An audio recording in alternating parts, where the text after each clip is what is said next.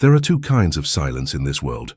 The first is the silence of empty places, the kind that settles over abandoned barns and dry creek beds, where nothing living has passed in so long that even the dust has stopped shifting. That silence is lonely, but it is honest. It asks nothing of you. The second kind is worse. It is the silence of a room full of people who have agreed, without ever saying so, to forget that a particular soul is standing among them. That silence has teeth. It has intention. I have heard it used as a weapon more times than I care to count, against women who came west hoping for a new beginning, against men whose trouble made others uncomfortable, against anyone the room had quietly decided was too much bother to include. I grew up knowing that silence. And I learned from my grandmother, a woman who crossed the Missouri River with 4 children and a broken wagon wheel and not a dollar to her name, that the only answer to that kind of silence is to walk straight through it. This is the story of a woman who did exactly that. On a September evening in 1882, in a Texas town called Harlan's Crossing, May Colton crossed a room full of that second kind of silence and took the hand of a man the whole town had decided to leave alone. What came after is worth your time. I promise you that. The stage pulls out of Harlan's Crossing at 4:30 on a Friday afternoon, leaving behind a thin rope of dust and one woman standing at the edge of the depot platform with a carpet bag at her feet and a letter gone soft at its folds. May Colton is 28 years old. She has traveled 19 days to arrive here. 19 days of hard wooden benches and biscuits, gone stale somewhere around the Arkansas border, and the particular kind of hope that is really just stubbornness wearing its Sunday clothes. She stands straight in her calico dress, the blue washed out to something closer to gray, her dark hair pinned tight against the September heat. Her hands are not the hands of a woman who has spent her life being idle. The calluses on her palms are honest ones. The station master is a thin man with ink-stained fingers and the face of someone who has delivered bad news so many times that his features have given up trying to soften around it. He takes off his hat before she finishes her sentence. That is all the warning she gets. "Fever took him," he says. "August 3rd. We sent word to the agency." He turns the hat brim slowly in his hands. "Reckon the mail moves slower than dying." May stands very still. The dust from the departed stage is still settling around her boots, working into the creases of her dress, coating her lips with the particular red grit of this part of Texas. She has read the letter so many times the paper has gone as soft as worn cloth. Thomas Webb, widower, 41 years of age, dry goods store on the main street, looking for a capable woman who doesn't mind hard work and a quiet life. She looks down at the letter. Then she folds it once more and slides it into her pocket. "Is there a rooming house?" she asks. The station master points west along the main street. "Mrs. Aldrich's. Tell her Bud sent you. She'll give you the room above the kitchen." May picks up her bag and walks. Harlan's Crossing is not an unkind town. It is, like most frontier settlements, simply a place where people have known each other long enough to have formed opinions about everything, including strangers who arrive alone on the afternoon stage with calico dresses and no one waiting. Faces turn from doorways and boardwalk benches as May passes, curious, cautious, the particular blankness of people who have decided not to get involved. Mrs. Aldrich answers her own door, a stout woman in her 50s with flour on her apron, and the measuring eyes of someone who has learned to judge both bread and character in a single unhurried glance. She looks May over with practiced thoroughness. $6 a week, she says. Breakfast and supper, you wash your own linens. "I can cook," May says. "Keep accounts, clean, and whatever else needs doing. I'll work for the room until I find a proper situation." Mrs. Aldrich studies her for a long moment. "You're Thomas Webb's girl," she says. Not a question. "I was going to be," May says. Something shifts in the older woman's face. Recognition, perhaps, of a particular kind of trouble she has seen before and has too much sense to turn away from her door. She steps back from the threshold. "Come in, then." The room above the kitchen is small. Iron bed, a wool blanket the color of old creek water, a window that looks out over the back alley and the rooftops of the town fading into the gray September hills beyond. May sets her carpetbag on the bed and opens it. 2 dresses, the calico she wears, and a darker wool for cold months, her mother's tortoise-shell comb missing 2 teeth, a small Bible with pressed flowers between the pages, a photograph of a square-jawed, serious man she has never met and will never meet now, 6 weeks in the ground. She sets the photograph face down on the washstand. She has not travelled 19 days to grieve a stranger. She has come because there was nowhere left to go, and forward has always been the only direction that made any sense to her. That much her mother managed to teach her before the end, and it is one of the few lessons she has not had cause to doubt. She washes her face, combs her hair, and goes downstairs. In the kitchen, she finds Mrs. Aldrich's daughter sitting at the table mending a sleeve, a girl of perhaps 22, with copper-red hair loose at her temples and the kind of open face that carries either true warmth or very practiced manners. She looks up when May comes in, and her smile is immediate and unguarded. "You must be from Ohio," she says. "I'm Dora. Don't mind the mess. Mama always leaves the mending for me when she'd rather be doing something else herself." She nods toward the stove. Coffee's hot. Cups are on the shelf. May pours herself a cup and sits. They talk, carefully at first, then with less ceremony. Dora tells her which merchants in town charge honest prices, and which have a habit of inflating them for newcomers, which families are welcoming, and which carry opinions the way some people carry pocket knives, always within reach, rarely for practical use. She talks about the monthly dances at the town hall, a Saturday tradition that draws nearly the whole county in from the surrounding ranches and homesteads. "You should come tomorrow night," Dora says. "People are easier to read when they're dancing, and it's better to be seen on your own terms than to let the town make up its mind about you without you present." May wraps both hands around the warm cup.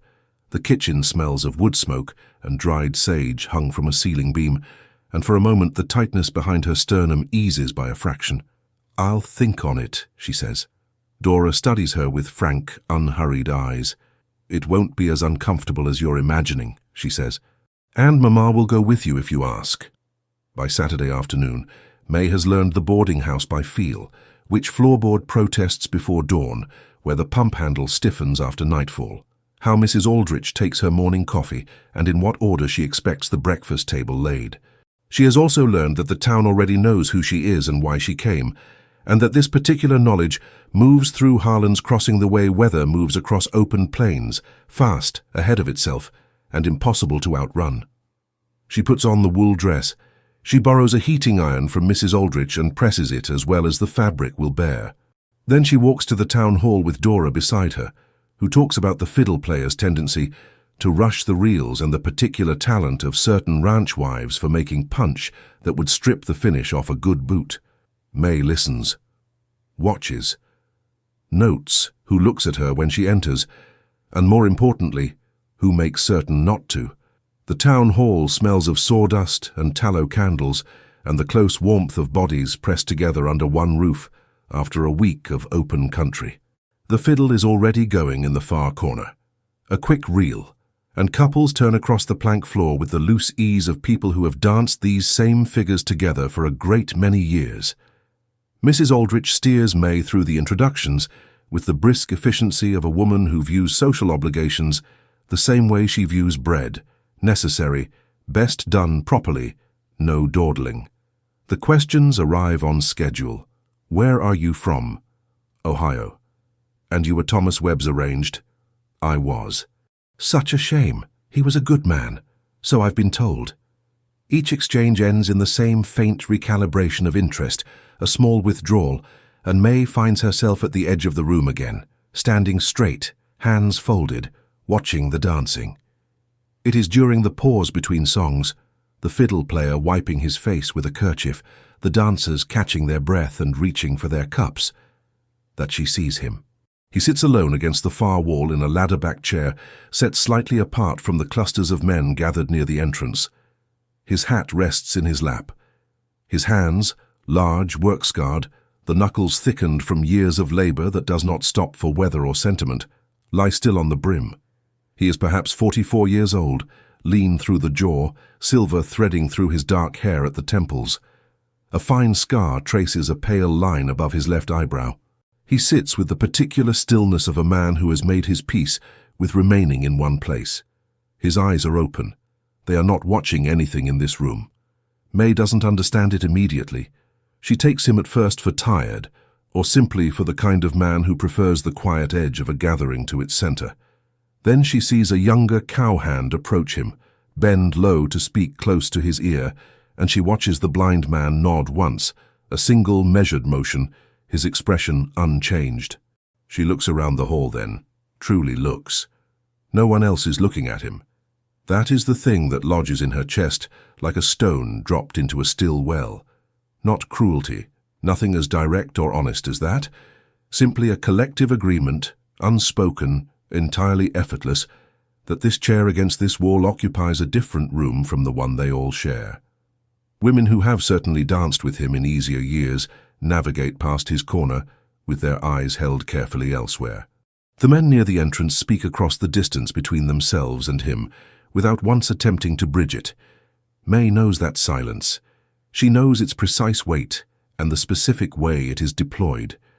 She has lived inside it for the better part of 3 years and understands exactly what it costs the person it is built around.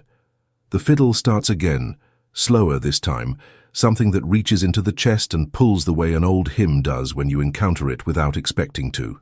She sets her punch cup on the nearest table, and she crosses the room.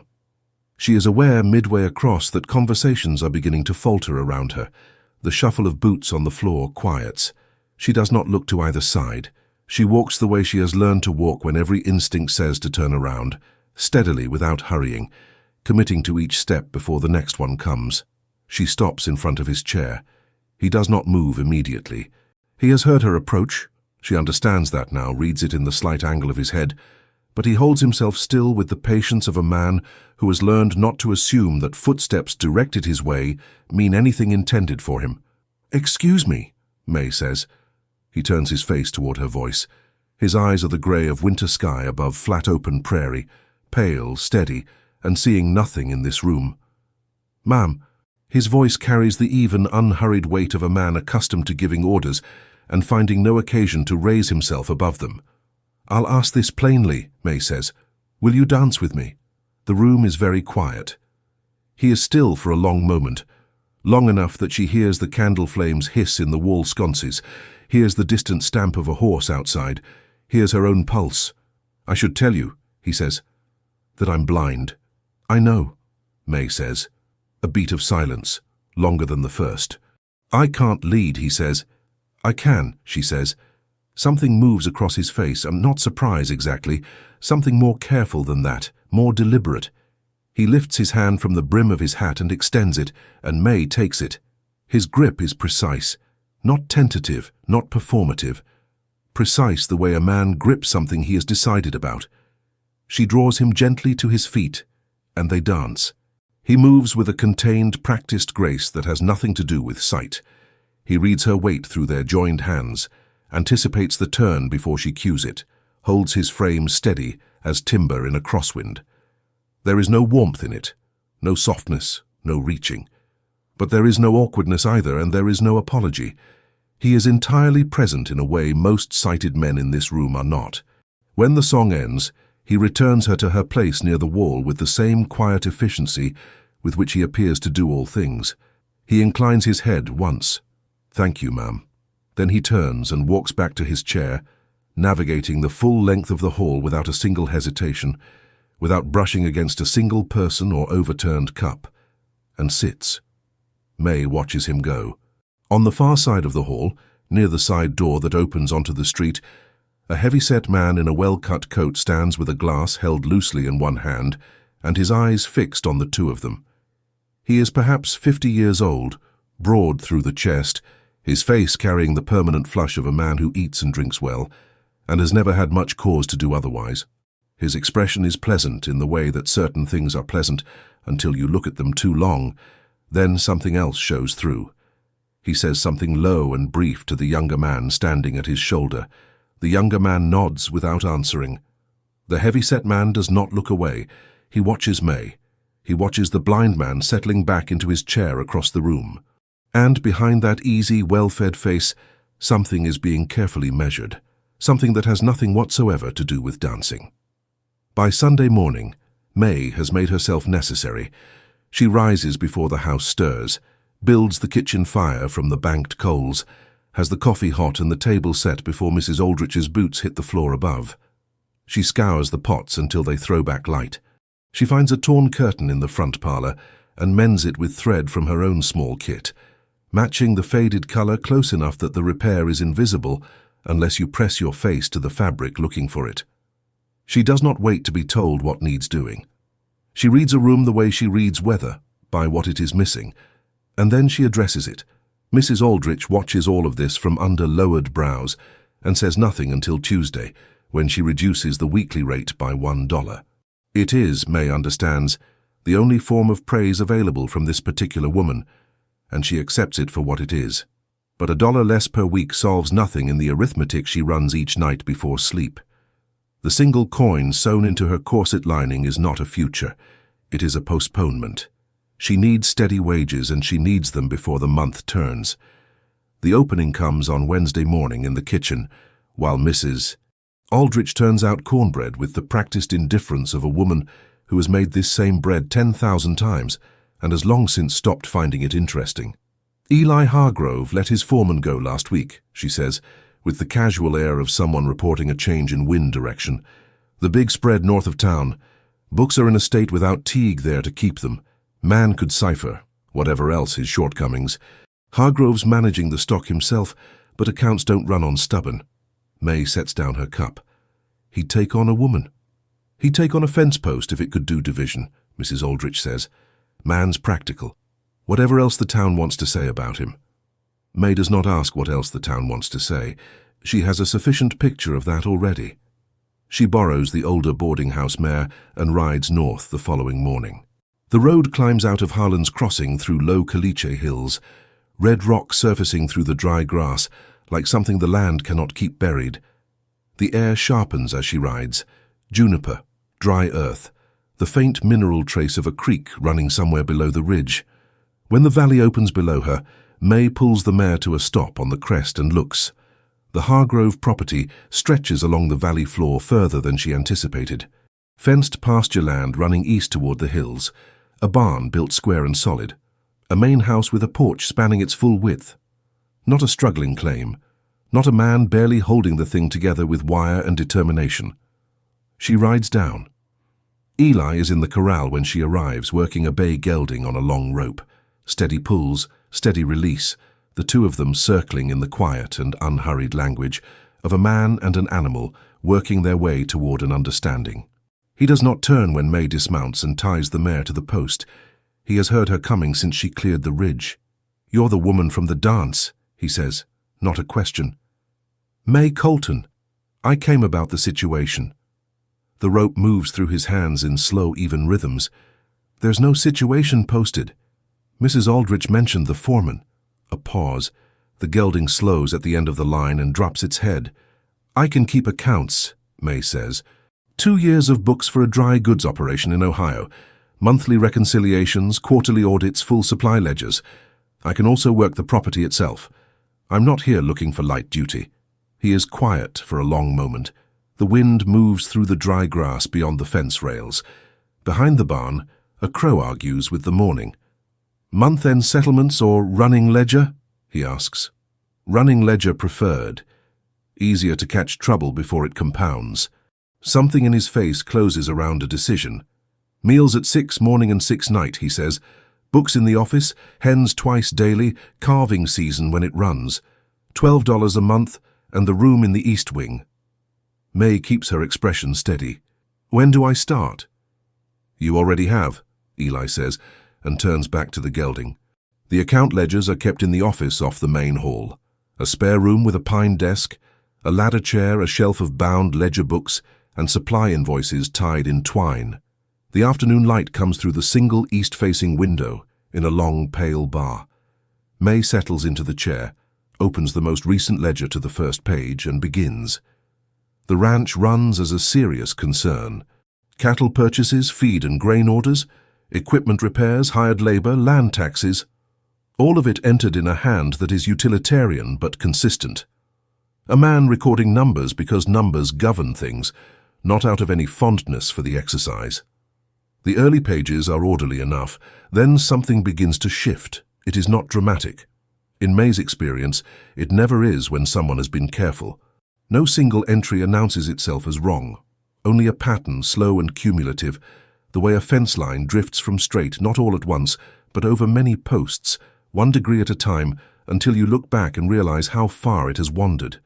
Cattle purchased at prices $3 to $5 below what the surrounding entries establish as the going market rate.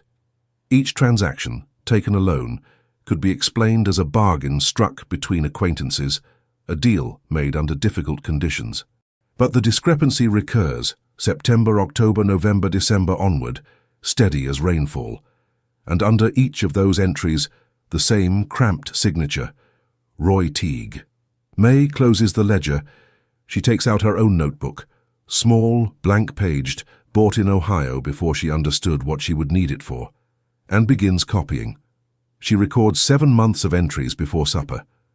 She does not mention any of it to Eli or to anyone. In the days that follow, she learns the ranch the same way she has learned every difficult thing, by watching more than speaking, and by doing more than she is asked. Eli moves through his property with a precision that has nothing to do with habit and everything to do with intention. Every tool in the workshop hangs on its assigned nail. Every gate latch across the fence line is set at the same height, so his hand finds it without searching in the dark. The feed bins in the barn stand in a fixed order, grain, oats, the molasses supplement last, and the floorboards beneath them are worn into smooth hollows from years of boots stopping in the same exact places. On Thursday morning, a young hired hand tosses a hammer across the barn floor toward Eli without thinking. A careless throw, the kind made out of distraction, the handle tumbling wide and high. Eli's right arm rises without hurry. His hand closes around the grip. The hand stares at him, color rising in his face. Eli sets the hammer on the workbench and goes back to what he was doing. May is standing at the barn doorway with a feed bucket. She watches this and says nothing. The admiration that rises in her chest is involuntary, and she carries it back to the office with her without examining it closely. Some things don't benefit from examination. It is Monday of the second week when Warren Cade rides up to the house. May sees him from the office window, the same broad-shouldered man from the dance, mounted on a well-fed black horse and moving with the unhurried ease of a man who is accustomed to arriving places and being received. He ties at the post and starts toward the porch. Eli comes out of the barn before Cade reaches the steps. May watches through the window glass.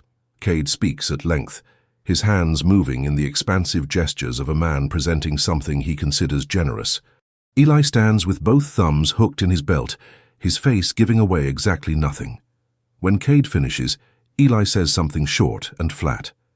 Then he turns and walks back into the barn. Cade stands at the hitching post a moment longer. The pleasantness in his face shows something else beneath it briefly, before it closes back over. Then he turns and sees May in the doorway.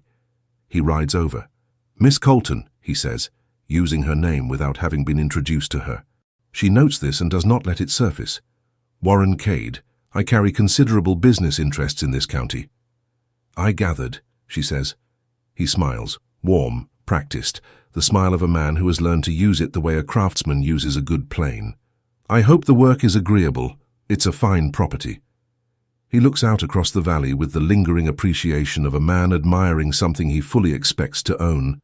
There was spread of this scope, running it with a man under his particular limitations, a pause placed with care. There's only so much ground determination alone can cover. I happen to know a reliable hand looking for a foreman position, a solid man, trustworthy, in case Mr. Hargrove finds himself in need of the help. He draws a folded card from his coat pocket and holds it toward her. May does not move. "I'll pass word along," she says. Cade holds the card a moment longer, reading her stillness. Then he returns it to his coat with no change of expression. "Much obliged," he says, and tips his hat with the unhurried courtesy of a man who is not finished, only pausing. "Good day, Miss Colton."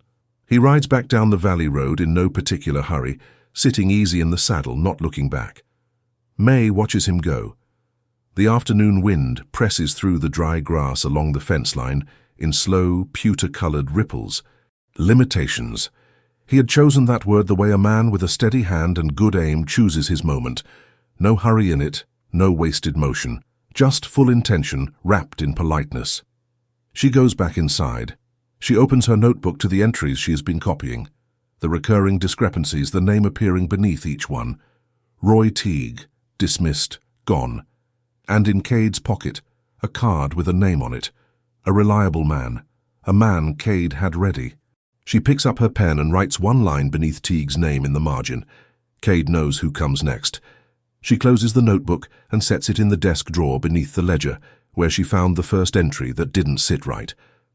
Outside, the valley holds its late afternoon quiet, wide and still and golden at the edges, looking to an eye that didn't know better, like a place where nothing complicated was happening at all. May has never had the luxury of an eye like that. The cattle go missing on a Tuesday. 3 head, 2 steers and a heifer that May has come to recognize by their particular indifference to being herded, gone from the east pasture by the time she makes her dawn rounds. The gate stands closed and latched exactly as it should. No sign of the kind of disturbance a predator leaves behind. No scattered wire, no churned ground at the post, just absence in the place where 3 animals had been the evening before. May does not go to Eli first. She walks the fence line. It takes her the better part of 2 hours to find the section, a stretch of wire running along the back corner where the east pasture meets the brush-choked draw that descends toward the creek bed. The wire has been cut. Not worn through, not pulled loose by the pressure of animals pushing against it over time. Cut. The severed ends are clean and bright at their cores, the wire doubled back against itself in tight curls that have not yet begun to rust in the dry air. The work of a pair of cutting pliers, done recently and done with intention. May kneels at the base of the post. She studies the ground without touching it. Boot prints, partially scuffed, the size of a working man's foot. She takes out her notebook and records every detail. The length of the cut section, the direction of the prints, the distance from the nearest gate, the height at which the wire was severed. She draws a rough map of the corner, marking where the cattle would have been channeled through the break. Then she walks back to the house and says nothing to Eli. She is not certain yet of what she has. She wants to be sure before she speaks. That is what she tells herself. The days that follow are ordinary at their surface and taut beneath. May keeps her rounds, maintains the ledger, cooks the meals. On Wednesday at dawn and again on Thursday after supper, she walks back to the cut section, checking whether the wire has been disturbed further, watching the ground for any sign of return. Nothing new, but the original damage has not been touched. Whoever made it expected the cattle to go missing, and no particular investigation to follow. On Friday morning, she takes the wagon to Harlan's crossing for flour and paraffin. The mercantile smells of roasted beans and the faint sweet weight of dried apples in their barrel. 3 women are already inside. 2 May does not know by name, and Mrs. Patterson, the parson's wife, whose gaze slides past May with the smooth, practiced neutrality of a woman who has made a decision about a subject and has no further interest in revising it. May collects what she needs and brings it to the counter. Purcell, the merchant, sets down her flour with a little more weight than necessary. "Here you've settled in out at the Hargrove place," he says, permanent-like. "I work for Mr. Hargrove," May says. He writes the sum with unnecessary deliberation. "Folks were wondering about the particulars of the arrangement is all. A young woman, single man," he shrugs, the gesture designed to imply that the opinion belongs to someone else entirely. "Town talks, Miss Colton." May counts exact coin and stacks it on the counter. "Town ought to find more useful work," she says pleasantly, and walks out. Dora is waiting on the boardwalk, leaning against the post with her arms crossed against the afternoon heat. She falls into step beside May without being asked. "Don't let Purcell bother you," she says. "He said the same about the Harley woman when she took in washing from the bachelors on Crane Street. She needed 4 months of laundry wages to feed her children through winter, and he still found the arrangement worth remarking upon." A short, dry sound. "Some men have never missed a meal and have very firm opinions about how hungry people ought to conduct themselves." May glances sideways at her. Dora's jaw is set, her brow pulled down, genuine irritation, not performance. "It's not Purcell I'm worried about," May says. "No," Dora says. I don't suppose it is. They walk together as far as the livery. Dora grips May's arm once at parting, brief, solid, more useful than most words, and turns back toward the boarding house. May drives north with the town's quiet judgment, sitting somewhere behind her sternum. She finds she is more grateful for the grip on her arm than she expected to be. Saturday morning. Eli asks her to organize the office shelving, supply invoices accumulated through summer and autumn without proper filing, and the county tax assessor's visit sits on the calendar 6 weeks out. May works through the morning. Invoices sorted, cross-referenced to the ledger, bound in twine labeled by quarter. The kind of task that asks nothing of the mind and leaves it entirely free, which can be either a mercy or a difficulty, depending on what the mind decides to do with the space. She is moving a row of older ledger books to the lower shelf, 1877, 1878, 1879, each one dense with the weight of accumulated seasons, when something shifts behind them. A wooden box, pine, dark with age, fitted with a simple iron hasp. The hasp sits slightly proud of its catch, not fully seated, the manner of something closed quickly by hands occupied with other business. May looks at it for a moment, then she looks toward the hallway. Eli left for the south pasture after breakfast. She watched him go, leading the bay gelding on the long rope. She opens the box. The documents inside are folded in the orderly fashion of papers, handled often and returned each time to the same crease. She lifts the first one and reads without fully unfolding it, just far enough to see the county recorder's seal, the land description, the acreage figures set in careful hand. She reads 4 documents before she stops. The parcels described do not correspond to the property she has been walking and working for 3 weeks. They are adjacent, some directly so, some separated by no more than a draw or a fence line, and their cumulative boundaries, taken with the main ranch, form something considerably larger than what the valley around the house would suggest. The kind of acreage that, at current Texas land values, represents not merely a working cattle concern, but a fortune of a different order entirely. May folds the document back along its original crease. She replaces it beneath the others. She closes the box and sets it precisely where she found it, behind the 1879 ledger, in the shadow of the upper shelf. She goes back to sorting invoices. She thinks about Warren Cade at the hitching post, with his easy manner and the word he had chosen, limitations, placed with the patience of a man who knows which stone to drop and where. She thinks about the reliable man in his pocket, positioned and waiting.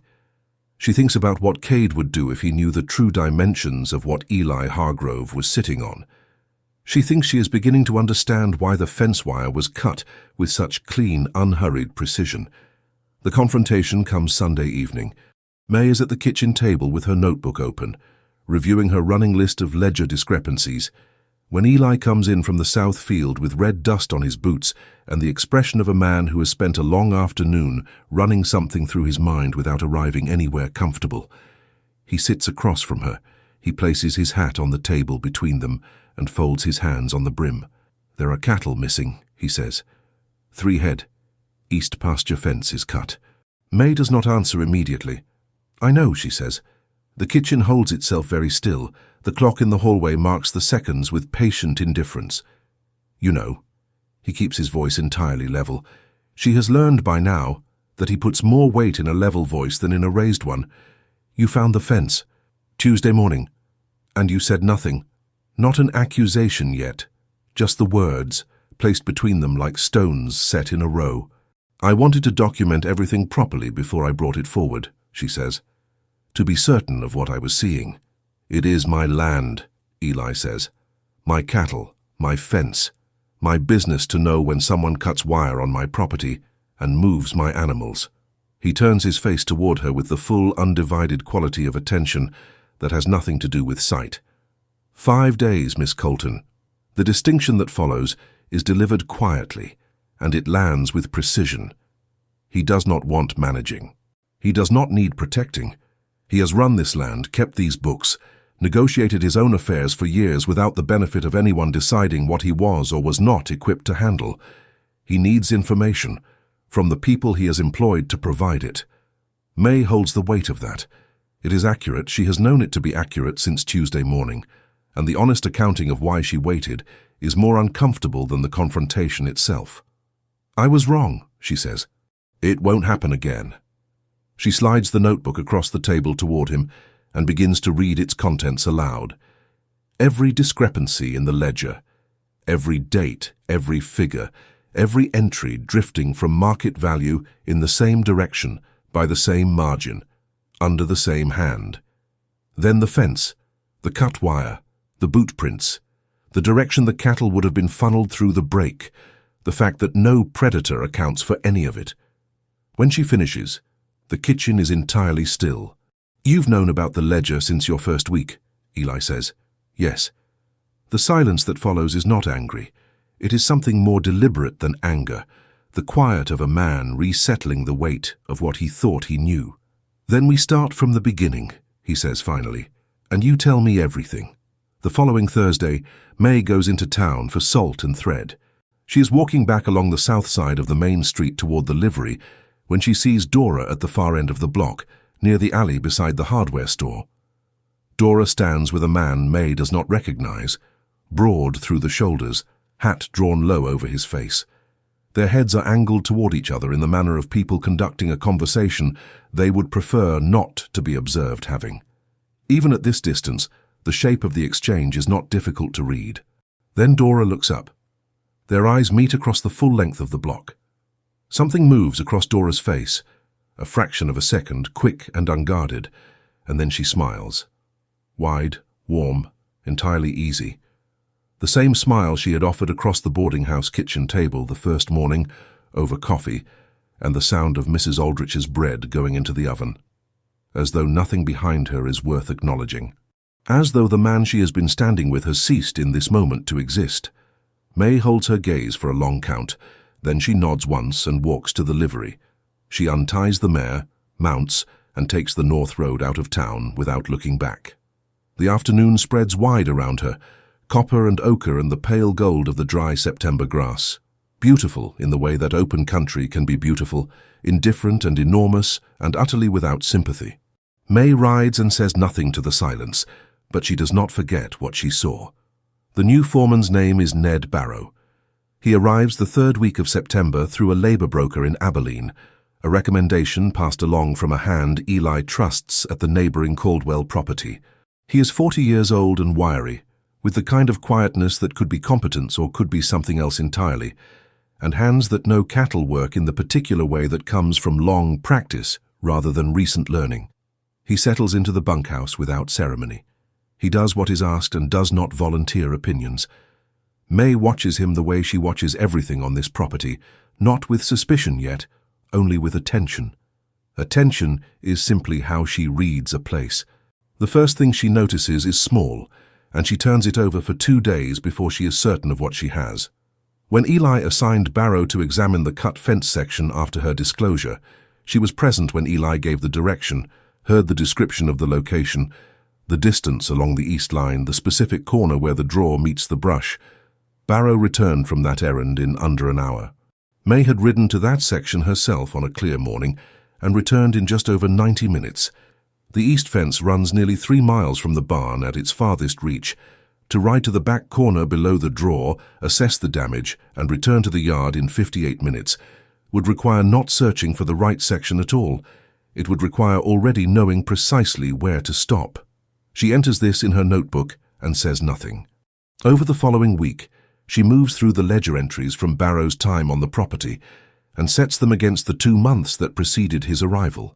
The gap between Teague's departure and Barrow's first day, when the books had been kept by Eli alone, using a neighbour's hired accountant for the larger quarterlies. The pattern that had paused during those interim weeks, the recurring purchase discrepancies, the cattle bought at figures $3 to $5 below market rate, resumes with Barrow's first Monday. Same margin, same direction, a different hand recording the entries, but the same arithmetic at the end of each column. On Thursday of his 5th week, May returns a repair invoice to the barn office shelf and finds a folded square of paper lying on the workbench. Not concealed, simply left in the manner of something set down in the middle of a task, and not collected before the task moved elsewhere. She reads it standing exactly where she found it. The hand is not Barrow's. 7 lines, no greeting, no closing signature. The third line references the county recorder's office and uses a phrase, "the old man's boundaries," that sits in her chest, the way a spark sits on dry tinder, quiet for one breath before it is not. She copies every word into a notebook from memory the moment she is alone. She returns the original to the workbench exactly as she found it. She sleeps very little that night. By morning, she knows what she is going to do. May finds Barrow in the south pasture at first light, checking the water trough at the far fence line. She crosses the field with the ledger tucked under her arm and her notebook open in her hand. He sees her coming and straightens slowly, turning from the trough with the unhurried calculation of a man deciding how to receive something he has been expecting. She does not offer preamble. She reads him the entries. 7 months of Teague's figures, then the 2-month gap, then Barrow's figures resuming the pattern with the precision of a man picking up a piece of work someone else set down. She reads the note. Not from memory this time. She has the notebook, but she reads it with the full text, word for word, including the third line. Barrow's face does not change in any dramatic fashion. It simply closes, the way a shutter closes. "Your employment with this ranch is finished," May says. "You'll collect your belongings and be off this property before noon." His jaw tightens. "You don't have the authority." "Mr. Hargrove is in the north field," she says. "If you'd prefer to hear the same from him with the sheriff's office as the next step in the conversation, I'll walk you there myself." Barrow studies her for a long moment, reading her, the way men sometimes read women they have underestimated, reassessing with something that is not quite respect and is not quite anything else. Then he turns back toward the bunkhouse without another word.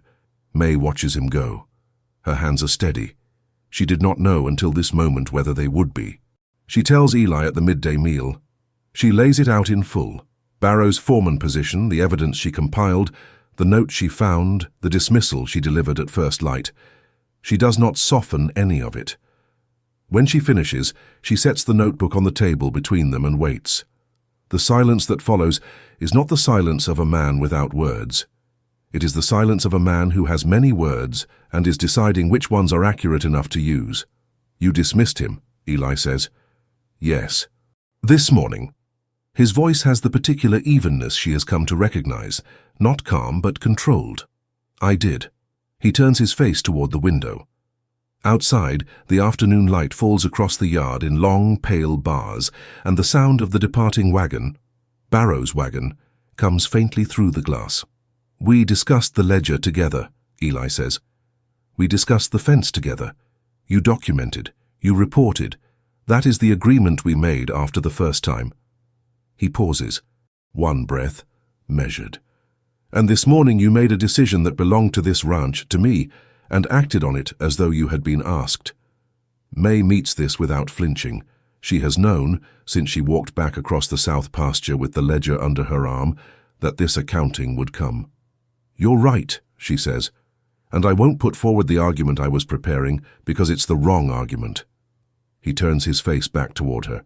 The gray eyes find her with the particular directness of a man who looks at the exact source of a voice and does not navigate around it. "There is no right argument," he says. "There is only the fact." And then, after a moment, lower, and without any softness in it, but without anger either, just the unadorned weight of something that has been carried a long time. "I have managed this land and every decision on it for 11 years. Through 3 bad winters, a contested water claim, a cattle fever season that took 1/3 of the herd.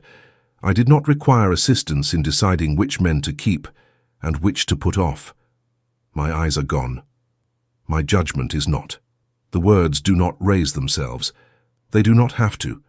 They land with the quiet force of something that has been waiting a long time for the right occasion, and May feels the distinction they draw with the full clarity it deserves. She has been protecting him. And the protecting, however well-reasoned, however warranted by the circumstances, carries inside it an assumption she has not examined closely enough until this moment, that he required it. "I acted from evidence," she says, "and from haste. You deserved the evidence and the choice of what to do with it before I acted." She holds his gaze steadily. "That is the truth of it." He is quiet for a moment. Then he sets both hands flat on the table and exhales once. Not a sigh, simply the release of something he has been holding at a particular tension. "Tell me about the note," he says. They work through it together that afternoon. Every entry, every figure, the full pattern from Teague's first discrepancy to Barrow's resumption. May reads aloud. Eli listens with the absolute, undivided attention of a man who processes the world through what he hears and has become very good at it. He asks precise questions. He draws his own conclusions without prompting. He does not require the information simplified. When they finish, May closes the notebook and sits for a moment without speaking. Then she reaches across the table. She does not bring the ledger this time. She brings the index she has been building in the back pages of her notebook, a separate document, begun the morning after she found the box on the office shelf, recorded in careful hand from what she memorized before she closed it. She sets it in front of him. "I found the property documents," she says, "in the office. I wasn't looking for them. I was reorganizing the shelves. The box was unlatched." She waits for a moment. "I know the size of what you hold. The kitchen is very still." Outside, a hawk crosses the window's frame and is gone. Eli's hands come to rest on the table, and May watches something move across his face, not surprise and not alarm. Something older than either. Something that has been waiting with patience for a particular shape of reckoning to arrive. "The parcels are registered," he says, "legally in full, at the county office. Have been since my father filed them." "I know," May says. "Then you know what Cade wants." "I know what he'd gain." She meets his gaze. "I didn't understand before I found the documents why you never announced it, why the town treats you as a man operating at the edge of what he can manage, and you have never corrected them." A long pause. "The land was my father's before it was mine," Eli says. "He built it from nothing over 40 years, parcel by parcel. After the war, after I came back without my sight, and he was in the final year of his life, he transferred the registration to my name. Every acre." His jaw shifts. "Within 6 months there were 3 offers from neighboring owners, 2 from land brokers out of San Antonio and 1 from Cade. All of them arrived knowing exactly what they were offering on. All of them looked at me the way a man looks at something he thinks is about to fall." He is quiet for a moment. "I let them think it," he says. "I declined the offers, and I said nothing about the full extent of the holdings, and I let them believe whatever the blindness convinced them of." Something in his expression settles into a line that is neither bitter nor resigned. Simply true. "I have lived here long enough to know the difference between men who come to this land because of me and men who come to this land because of what it is worth. That difference has been worth the convenience of their low opinions." May sits with this for a moment. The dance at the town hall, Cade at the hitching post with his careful words, the town's collective agreement to leave Eli Hargrove against that far wall. All of it rearranges itself around this single point, a man who chose obscurity over exposure because he had learned at considerable cost what attention based on acreage rather than character actually looked like. She does not tell him she understands. She simply nods once, slowly. And that is enough. The following Tuesday, May rides into Harlan's crossing for paraffin and returns by the North Road. At the top of the ridge, where the valley opens below and the ranch lies spread in the late afternoon light, she passes a rider coming the opposite direction.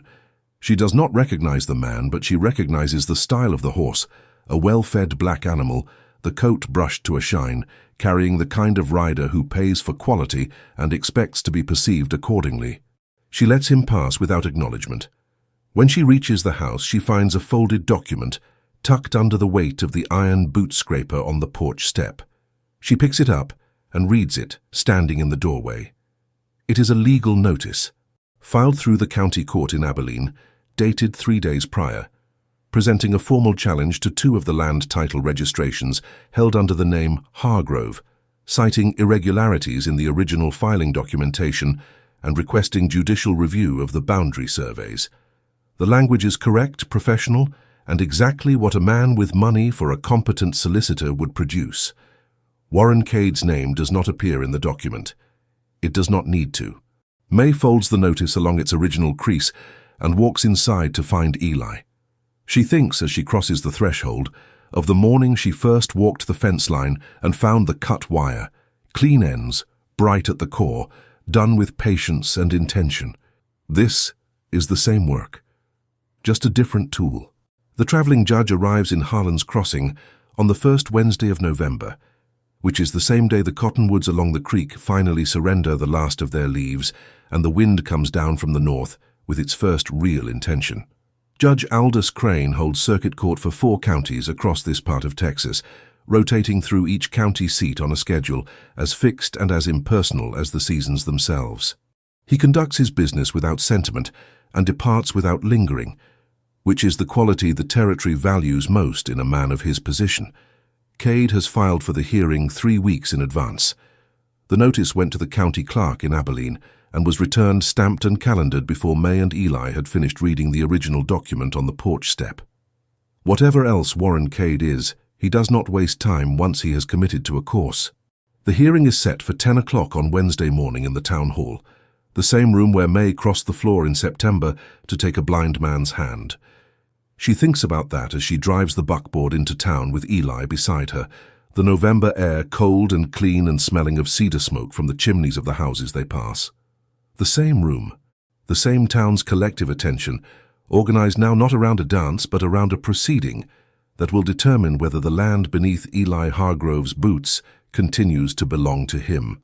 She thinks about the weeks between that document on the porch step and this morning. The rides to the county recorder's office in Abilene, 3 of them, across 2 weeks, May making the journey on the Aldrich mare before dawn and returning after dark. The clerk there, a thin man named Poole with ink-stained cuffs and the careful patience of someone who understands that the documents in his care outlast every person who comes to read them, who pulled original registration records going back to 1851 at her request without asking why she needed them. The copies she made by hand, page by page, cross-referenced against the boundary descriptions in Eli's documents and the filing dates stamped in the county seal. She has folded inside the leather satchel at her feet the full recorded history of every parcel of land filed under the Hargrove name in this county, beginning with the original claim made by Eli's father in the spring of 1851 and running forward to the present transfer. She has the original survey dates. She has the seal impressions on each document, each one pressed in the same county office, each one carrying the same recorder's mark. She also has something she found on her 3rd visit to the Abilene office, in a bound volume of disputed filing records from 1879. She has not told Eli about it yet. She will use it when the moment requires it, and not before. The town hall is full when they arrive, not crowded in the casual, self-organizing way of a Saturday dance, full in the way of a room where something consequential is happening, and no one within riding distance wants to be the person who was absent when it was decided. Ranchers and their wives occupy the bench rows. Merchants stand along the walls. Children have been positioned near the windows by mothers who could not find arrangements for them on short notice. Mrs. Aldrich is seated near the front with her hands in her lap, and the expression of a woman who has seen a great many things unfold in this town, and intends to see this one as well. May walks in beside Eli. His hand is not on her arm. He does not require guidance in a room he has entered before, and he knows precisely the direction of the front table from the door. She walks at his left, 1 pace behind, and takes her seat beside him when he takes his. Warren Cade is already seated at the opposing table with 2 men she does not recognize. Townsmen by the cut of their clothes, the kind who are present at enough public occasions to be considered reliable, and a solicitor from Abilene in a coat that cost considerably more than anything else in the room. The solicitor arranges his papers with the composed efficiency of a man who has done this before and expects to do it again. Judge Crane enters without ceremony, calls the hearing to order, and states its purpose in 14 words. Cade's solicitor rises. The presentation is smooth, prepared, and delivered with the authority of a man who has organized it carefully. He introduces 2 witnesses, the townsmen, whom he names as Greer and Dutton, who each testify to the same account with the slight variation of detail that May has learned to recognize as the mark of testimony, rehearsed but not perfectly synchronized. Both men state that they were present on separate occasions when Eli Hargrove verbally agreed to sell 2 of the named parcels to Warren Cade. Both men produce written statements to that effect. The solicitor then presents two documents, contracts, bearing Eli Hargrove's signature, dated August of the prior year, conveying the parcels in question to Cade for the sum listed. Cade sits with his hands folded and his expression composed in the particular manner of a man who believes the outcome has already been arranged. Judge Crane examines the contracts. He sets them on the table before him. "Mr. Hargrove," he says, "do you wish to respond?" Eli begins to rise. May places her hand flat on the table in front of him, not on his arm, not a gesture of guidance, simply a placement. And he stills. She stands first. "If the court will permit," she says, "I have documented evidence relevant to the authenticity of those contracts." The solicitor objects on grounds of standing. Judge Crane overrules him with the air of a man who has not traveled 4 counties to be told what he may hear in his own proceeding. He nods at May. "Proceed." She opens the satchel. She sets the original registration documents on the table and begins with the seals. The county recorder's office in Abilene has used 3 distinct seal impressions across its operating history, corresponding to 3 different recorders who have held the position since the office opened. The impression on each seal is not identical.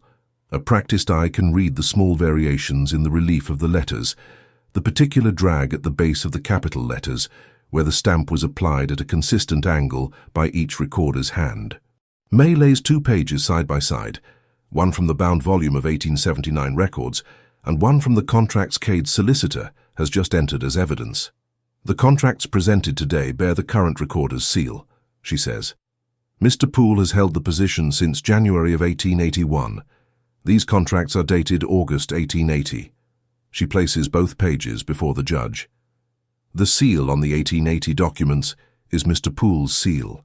His predecessor, Mr. Aldgate, held the position until December of 1880. These registrations, she sets the 1879 volume record beside them, bear Mr. Aldgate's impression. They are not the same. The room is entirely quiet. The solicitor is already on his feet. Judge Crane holds up one hand without looking at him. He looks at the documents for a long moment. He lifts both pages to the window light. He sets them back down. "Continue," he says. May continues. She walks through the filing dates. She walks through the boundary descriptions in the contested contracts, descriptions that use a survey notation system that the Abilene Recorder's Office did not adopt until 1881, which she can demonstrate by comparing them against filings from both before and after that administrative change. She walks through the acreage figures, which correspond in one contract to a parcel boundary that did not exist under its current configuration until a water claim adjustment was filed in the spring of 1881, an adjustment she has the original record of in the satchel. By the time she finishes, the solicitor's composure has developed a perceptible fracture along its edges. Greer and Dutton, the witnesses, have both found reasons to study the flaw. "Nothing further," May says, and sits. Then Eli rises. He does not stand with the careful, compensatory manner of a man negotiating an unfamiliar space. He stands the way he stands in his own yard, in his own barn, on his own land, fully, without apology, occupying the precise amount of room he requires, and not looking to anyone in the room for orientation. He does not speak loudly. He does not have to. The room is already silent enough to hear the wind at the window glass. "I will tell the court what has occurred on my property in the past 4 months," he says. "I will do so from memory, because these are my accounts, my land, and my animals, and a man does not require his eyes to know what belongs to him." He begins with the ledger entries. He recounts the pattern May first identified, the dates, the figures, the margin of discrepancy, the name beneath each entry. He names Roy Teague. He names the manner in which Teague's dismissal was followed within 2 weeks by Warren Cade appearing at his fence post with a recommendation for a replacement. He names Ned Barrow. He recounts the resumed discrepancy pattern and the note found in the barn office. He names the cut wire on the east fence. He names the 3 head of cattle. He names the direction they were moved through the break, the distance to the nearest holding pen on the adjacent property. A property leased, as the county records show, to a concern whose principal investor is Warren Cade. He names each of these things in sequence, without hesitation, without consulting a document or asking for a prompt. He names them the way a man names things he has turned over in the dark of many nights, until they are as familiar as the grain of his own floorboards. The room does not move. When he finishes, he sits. Judge Crane looks at the table before him for a long moment. Then he looks at Cade's solicitor, with the expression of a man who has arrived at a conclusion and is offering one final opportunity for something to change his mind. Nothing does. He invalidates both contracts. He notes the inconsistencies of seal and notation and survey boundary for the court record.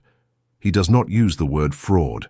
He uses the words insufficient authentication, which in a Texas county court in 1882 amounts to the same thing and carries the same weight in every room the parties present will enter for the remainder of their lives in this county. He closes the proceedings at 11:30. The crowd moves toward the door in the gradual murmuring manner of people who have witnessed something they will discuss for a long time and need to begin the process of discussing it immediately. May collects the documents back into the satchel with unhurried care, one page at a time, replacing each in the order she will need to return them to Mr. Poole. Eli stands beside her. He does not speak. Neither does she. Cade and his solicitor have already gone through the side door.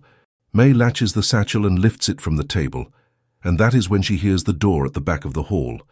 Not the main entrance, but the narrow passage that leads to the rear alley used during dances for bringing in supply crates, standing ajar in the way of a door left open from the outside. She goes toward it to close it against the November wind, and she pushes through into the alley.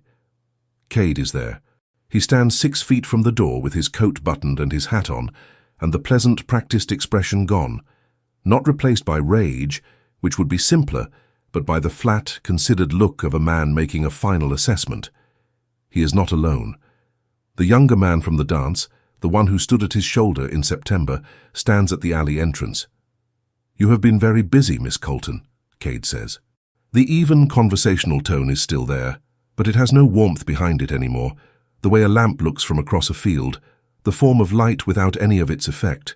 He takes one step toward her. The alley door opens behind May. Eli steps through it. He does not ask what is happening. He has heard Cade's voice, and he has heard the particular quality of the silence before it, and he needs neither more nor less than that. He moves past May, not quickly, not with theatre, simply forward, and positions himself between her and Cade with the same absolute, settled certainty with which he has occupied every piece of ground he has ever decided to occupy. He says nothing. He simply stands. Behind Cade, the alley entrance has filled. 3 men from the hearing, ranchers, neighbors, men who have been in this town long enough to know what it means when a man steps into an alley after a proceeding, stand watching without speaking.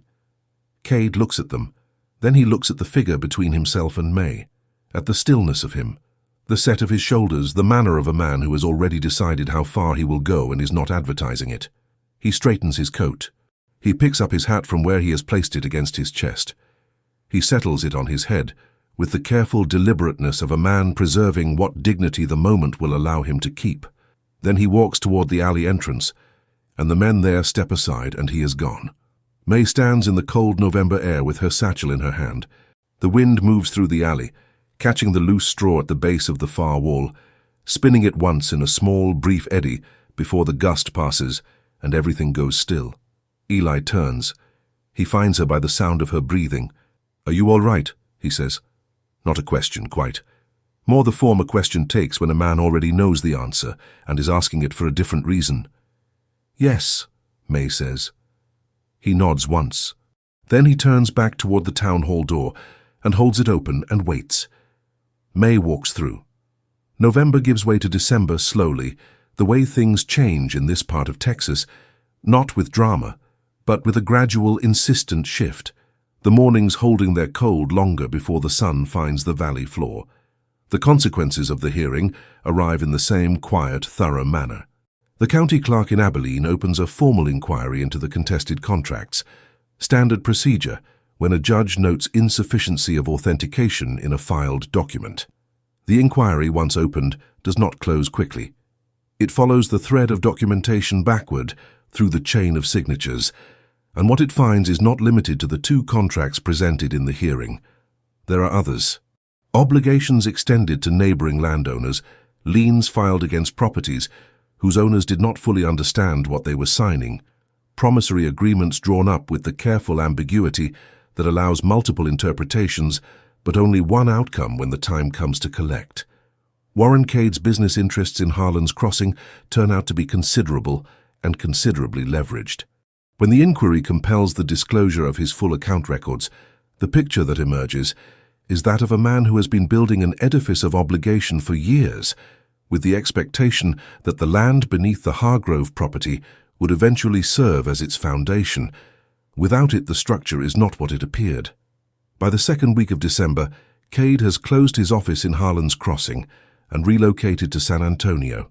The word that travels back from those who know his affairs there is that he arrived needing to settle a great many things quickly and quietly. He does not return. His name remains in the filed records in the county clerk's growing folder of inquiry, but the man himself is gone, and the town adjusts to his absence the way a room adjusts to furniture being removed.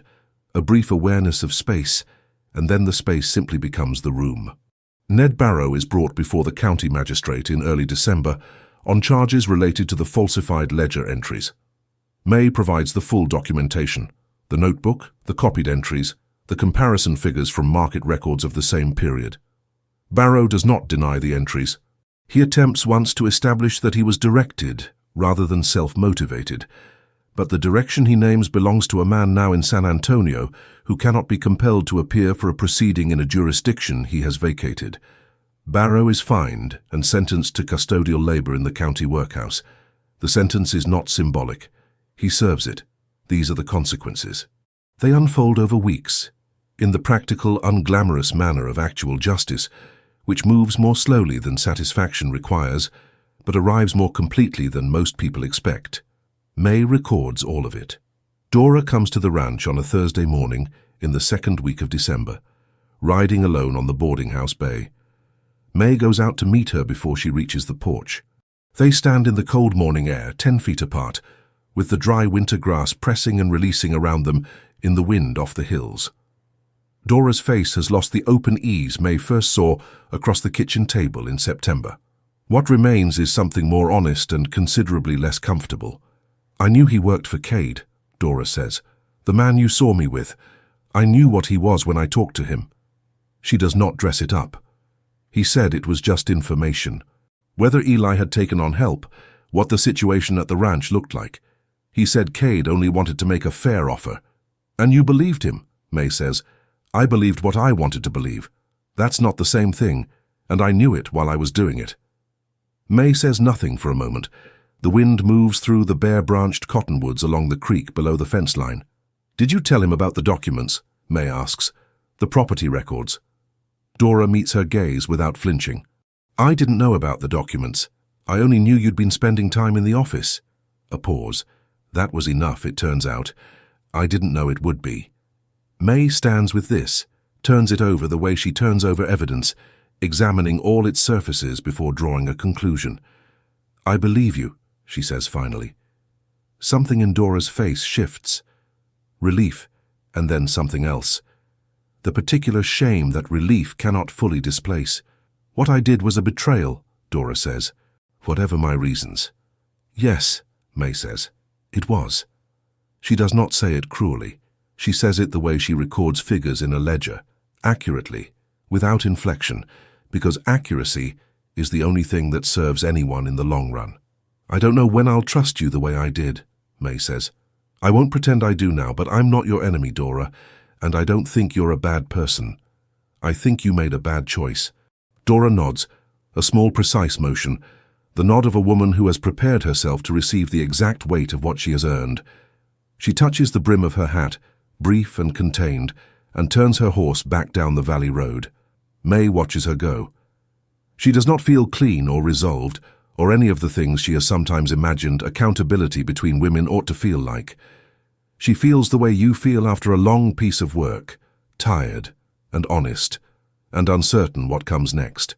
Perhaps that is simply what it feels like when nothing false has been added to the conclusion.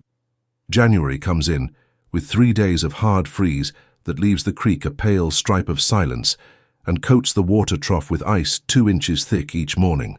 May breaks it before dawn with the flat head of the splitting maul, the same as she has done every cold morning since November, the blows ringing out across the still yard in the grey pre-light. The ranch runs differently now. Not transformed. Cattle must be watered and fences walked and accounts kept regardless of what has happened in courtrooms and alleyways. But the proportion of things has shifted. Eli gave her formal authority over the accounts in November, put it in writing at the suggestion of the county clerk, who needed to know who was authorized to provide documentation to the inquiry.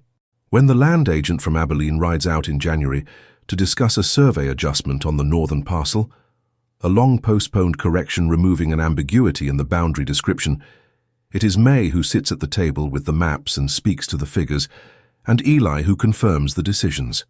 They have settled into a working rhythm that is not easily named. It is not employer and employee. Those terms have drifted from accuracy gradually and without announcement, the way a fence line drifts over years. It is not something else yet either. It is simply two people who have come to understand how the other thinks, and have found that understanding useful in ways that extend beyond the practical. Small things mark the change. He begins to tell her in the evenings after supper about the parcels, their history, what his father found when he first staked each claim, what the land requires and what it gives back in a good year. She listens without interrupting. She asks precise questions. He answers without hedging, which she has come to understand is the form his trust takes. She moves the wildflower seeds she brought from Ohio, kept wrapped in cloth inside the Bible, through all the months of travel and arriving and everything after, onto the kitchen windowsill in January, waiting for the soil to soften enough to plant. He finds them one morning when he is running his hand along the sill, checking the cork around the frame has held against the freeze. His fingers close around the small wrapped parcel, and he holds it for a moment without speaking. "What is this?" he asks. "Seeds," she says. "Columbine, mostly, a few others. My mother grew them." He sets it back on the sill with particular care. He goes back to the window frame. After a moment, without turning, there's a bed along the south wall of the barn. Good light, sheltered from the north wind. She'll come in well there in the spring. May looks at the small cloth bundle on the sill. "She will," she says. It is February when Eli asks her to stay. Not in those words. He does not use those words. He sits at the kitchen table after supper on a Sunday evening, turning his coffee cup slowly in his hands, and says that the arrangement as it stands has outgrown its original terms, and he sees no reason to pretend otherwise. He says he has no interest in her remaining here as a woman who might leave when a better circumstance presents itself. A ranch of this size, with the legal and operational complexity it now carries, is not held together by a man working alone, and he has known this long enough that the knowing has stopped feeling like a temporary condition. He says, and here his voice loses its even, practical register for a moment, the way a current shifts below a surface that looks still, that he would like her to remain as a permanent part of what this land is. He stops there. The kitchen holds the quiet of a winter night, the tick of the stovepipe, the far-off sound of wind in the cottonwoods, the weighted silence of two people sitting in a room with something true between them that has not yet been given its name. May looks at her hands on the table. "I need time to answer that," she says. He nods slowly. "I'm not saying no," she says. "I want you to understand that. I am not saying no." "I understand," he says. "I've learned," she says, choosing each word carefully, "not to put everything I have on a piece of paper before I understand what it will mean when it arrives." She meets his face, his grey eyes that find her exactly and without effort. "I want to be certain. For both of us." Eli sets his coffee cup on the table. "That is a reasonable answer," he says. "It is the only honest one I have," May says. He rises, takes his cup to the basin, and the evening continues in its ordinary way. The stove settling, the wind at the glass, the ranch holding itself in the winter dark. Nothing is resolved and nothing is lost, and between those two facts there is a space that May finds, to her considerable surprise, she can breathe in. The letter arrives on a Thursday in late February. May is at the desk in the office when she hears the stage road rider stop at the post at the end of the ranch road. She comes to the doorway and watches Eli cross the yard to collect it. She sees him turn the envelope over in his hands. She is too far away to read his face in any detail, but she sees his hands. She sees the way they go still when he registers the weight of the thing, not running his thumb along the address as he does with ordinary correspondence, simply holding it, both hands, with a stillness that has a different quality from his usual stillness. His usual stillness is the composure of a man who has arranged the world around him into reliable patterns. This is something else. This is the stillness of a man who has just touched something he was not expecting to touch again. He stands in the yard for a long moment. The rider has already gone back up the road. The February wind moves through the dry grass along the fence line, and somewhere above the south hill, a hawk rides the cold current without moving its wings. Then Eli turns and walks back toward the house. May steps away from the doorway and returns to her desk. She does not ask, but she saw his hands, and she knows, with the same quiet certainty with which she knows the difference between wire worn through and wire deliberately cut, that whatever that envelope carries, it did not come from a land agent or a county clerk or any ordinary paper moving through the current of this ranch's business. The postmark, glimpsed for a single breath before she stepped back, named a town 2 days east by stage. The envelope bore no return address, and Eli, who navigates every inch of his world with the composed precision of a man who has made his peace with exactly what he has. Eli held it with both hands and did not move. May sets her pen back against the page. She counts the column of entries before her, arriving at the same sum she reached before, and records it neatly in the margin. Outside, the wind exhales across the valley in one long, cold sweep, bending the dry winter grass flat and then releasing it. Somewhere in the house, a door closes. She does not ask. But not everything buried stays buried in this country, she thinks. The land has a way of surfacing what it keeps. She writes the date at the top of the next page and waits for spring.